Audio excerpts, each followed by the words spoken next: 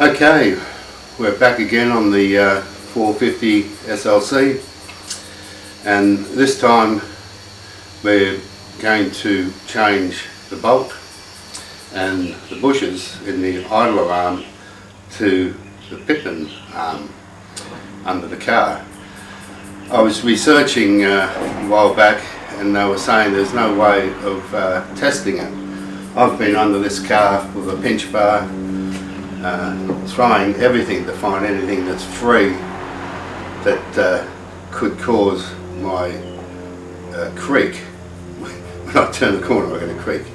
And I've changed a lot of things on this car looking for it, and one thing it does say about this rubber, that it will cause your car to creak, and that's the reason I'm changing it. It's a cheap part, it's an easy job. So here we go, we'll have a look at the idler arm to the Pittman arm. Well, this here is your idler arm. There's a bolt going through it, and there's a Pittman arm here, along here, and it goes up to the top there, which you cannot, oh yes, you can see it there. Okay, so what I'm going to do is undo this bolt and take out the bushes and replace the bushes and the bolt.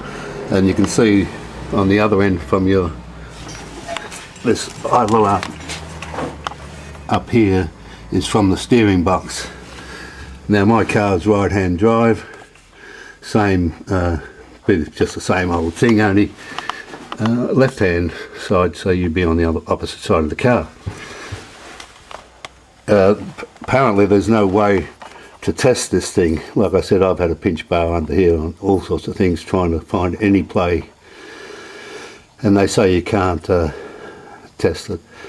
You can't see any noticeable play in it except for the creak. And I've changed the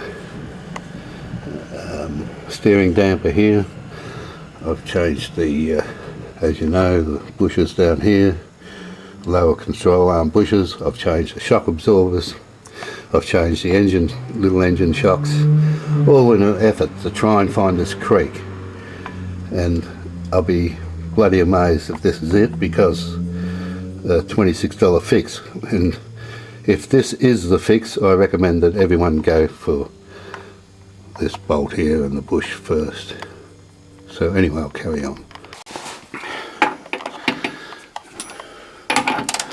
And just to let you know, it's a 24mm socket to free it. Well, I've knocked the bolt out, and it's a tight fit, because up the top there, the top of the Pittman arm, it goes up by the starter motor, and it's very tight between the starter motor. I thought I might have to pull it out for a while there. Anyway, now I'm going to pull out the bushes, top and bottom. Top one's up here somewhere, and replace them. Here we go. Well, everything sounds easy, doesn't it? You know, one bolt and a couple of bushes. Well, this is the bottom bush out of the idler arm, and I just smashed the living Jesus out of it. The centre part dropped out first in the top, but as you can see, I've really had to maul the bloody thing and smash and bang and everything to get it out. The top one should be easier because I can put a dolly up through the hole and hopefully knock it out. But I think I'll just go and have a cigarette break, and nearly killed myself getting this rotten thing out. Well, it's safe to say that these bushes have been in the car for the last 40 years, going by how hard they are to get out.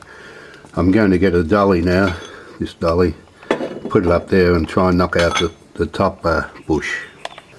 Well, that was rather easy. The top one just hammered straight out. There's the insert there, and they look, might be just a little bit of wear around the edge there compared to the new one. See, the new one, there's the old one, so maybe, just maybe, that bit of wear is causing a little bit of play. we'll find out shortly. Okay, I'm going to hammer the new bushes in and put the idler arm back on. Let's see what happens. Okay, with the top bush, what I did, I put the bush up there, lined it up over here, and put the bolt through it, because it's very hard to swing a hammer under there, and pulled it up on the bolt. Now I'll take the bolt out and put the other bottom bush in. Okay, I'm back after having my coffee break. As you can see, I've got the lower bush whips back in there, and now I'm going to put the bolt back through the idler arm and see if I can get it past the starter motor. Okay, the only referral I've got in the book for the tension for this bolt is where it says Pittman arm to Pittman shaft. Being 160 to 200 Newton meters is quite a lot. Anyway, I set this one on 168 out of convenience, and I'll try and tighten it up. Okay, I thought that tension was rather tight. I mean, it's ridiculous. That's on your steering box to the Pittman arm. I just went up in the computer and checked it out. It's 70 Newton meters for the idle arm to the Pittman arm, so I'll redo it at 70. Well, I just took the car for a run around the block.